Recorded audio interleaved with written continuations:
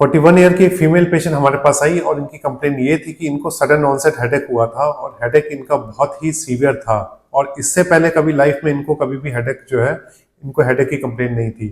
तो ये जो हेडेक है इसका जो टाइप जो पेशेंट ने और उनके रिलेटिव ने बताया था कि हेडेक जो है जैसे ही शुरू हुआ और विद इन अ मिनट जो है वो अपना मैक्सिमम इंटेंसिटी पे पहुंच गया, जिसको कि हम थंडर क्लैप हेडेक बोलते हैं।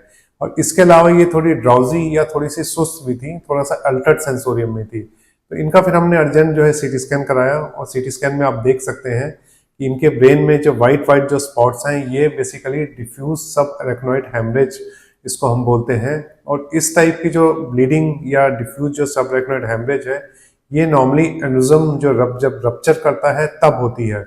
तो फिर ऐसे केस में फिर हम अर्जेंट जो है सीटी एंजियोग्राफी कराते हैं और उनके केस में जब हमने सीटी एंजियोग्राफी कराई तो उसमें एक नस का गुब्बारा या आउटपाउचिंग हमें दिखी और जो उसकी लोकेशन थी वो लोकेशन को हम मिडिल सेरेब्रल आर्टरी बाइफर्केशन एन्युज्म जो है वो बोलते हैं। तो बेसिकली उसके रप्चर होने की वजह से जो है इनको ये प्रॉब्लम हुई थी। अब इसको जो है अर्जेंटली सील करना या बंद करना बहुत जरूरी है, ये जो रप्चर हुआ है। नहीं तो अगर इसमें सेकंड टाइम या थर्ड टाइम अगर री ब्लीडिंग होती है तो मोस्ट ऑफ द टाइम जो है पेशेंट सर्वाइव नहीं करते।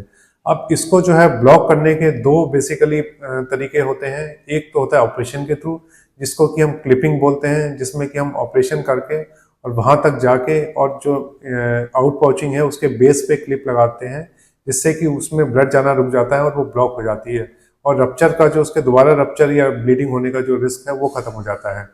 और दूसरा ऑप्शन होता है एंडोवेस्कुलर के तरीके के थ्रू, जिसमें कि वायर के हेल्प से हम जो है वहां तक जाते हैं और उस नस को ब्लॉक कर देते हैं। अब क्योंकि जो इनका जो एनुज्म है उसका जो एंजियो आर्किटेक्चर है वो इस टाइप का था कि उसका नेक काफी ब्रॉड था, तो ऐसे केसेस में सर्जरी जो है या क्लिपिंग बेटर ऑप्शन है बजाय कि एंडोवेस्कुलर ट्रीटमेंट के। धन्यवाद।